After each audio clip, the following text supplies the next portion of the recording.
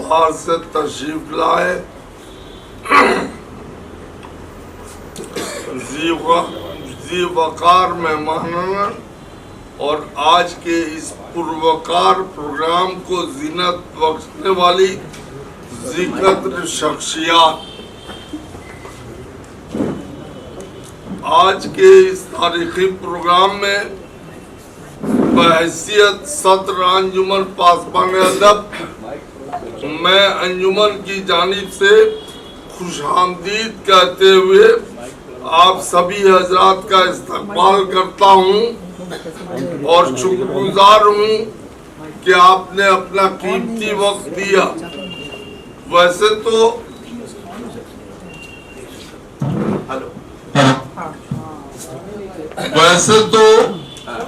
انجمن نے اپنے plate form سے بہت سارے ادباء اور شعراء کے نگارشات پیش کرنے کا شرف حاصل کیا ہے، لیکن آج وہ موقع ہے جو ایک سنگ میل کی حیثیت رکھتا ہے۔ ادب میں گہرائی اور گہرائی مطالعہ یا پھر جہاں دیدگی سے آتی ہے، اور احمد معراج نے جو اعلیٰ تعلیمی اسناد کی حصولیابی کے بعد مطالعہ اور رابطہ کے شغل کو جاری رکھا اور اپنی انتھک کوششوں سے جہاں بہت ہی قلیل مدت میں ذہنی انگریزی سے خوبصورت لغات اور مضامین سے آراستہ نہ صرف غزلیں اور نظمیں کہیں بلکہ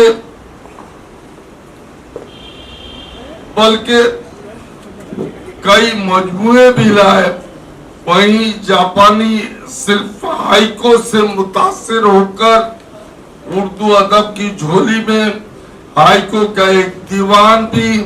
ساکورا کے عنوان سے پیش کر دیا، جو ان کی علمی صلاحیت کی غماز ہے۔ میں کتاب کے فنی لوازمات پہ گفتگو نہیں کروں گا، اس کے لیے ہمارے ذی وقار مہمانان آپ کے سامنے بھرپور روشنی ڈالیں گے۔ میں آپ سے صرف اتنا کہتا چلوں کہ اردو ادب کے اصناف سخن میں جیسے غزل اپنی تمام تر بندشوں میں رہتے ہوئے بھی اس کا ایک ایک شعر اپنے اندر ایک ایک مضمون رکھتا ہے، اور کوئی تو تاریخی ضرب المثل بن جاتا ہے۔ ویسے یہ ہائیکو کہنا سمندر کو کوزے میں بند کرنے کے مترادف ہے، ایک عمل ایک گرہ ہے۔ اس کامیاب کوشش میں ہم ڈاکٹر احمد معراج کو مبارکباد پیش کرتے ہیں اور فخر کرنے میں کوئی تعمیل محسوس نہیں کرتے، کیونکہ مغرب بنگال سے ہائیکو کے پہلے مجموعے کا شرف استاد شاعر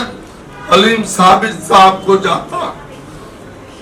تو دوسری جانب اکبر حسین اکبر اور فراغ روی نے بھی اس پہ طبع آزمائی کی ہے۔ اپنے مجموعے پیش کرنے میں انہوں نے بھی کامیابی حاصل کی، لیکن احمد معراج کی انفرادیت کی وجہ یہ ہے کہ انہوں نے اس صرف پہ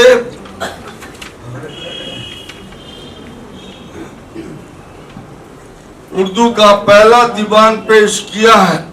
جس کے لیے انہیں پھر سے مبارکباد پیش کرتے ہوئے نیک تمناؤں کے ساتھ